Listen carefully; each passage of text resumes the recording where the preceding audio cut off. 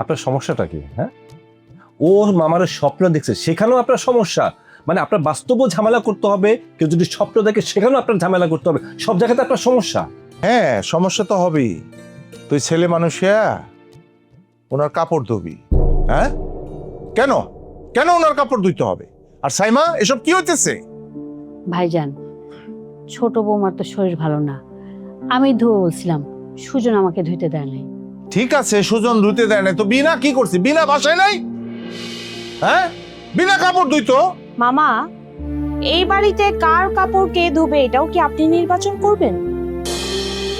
বড় বৌমা, তুমি একটু সংযত হয়ে কথা বলো। আমরা কেউ ভাইজানের সাথে এইভাবে কথা বলি না। কেন তোমার ভাইকে লাট বাহাদুর নাকি যে সংযত হইয়া কথা কোন লাগবো? যার কোনো বিবেক নাই তার সাথে কি সে সংযত?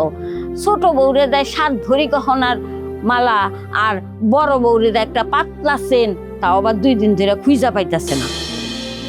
পাইতেছো না মানে?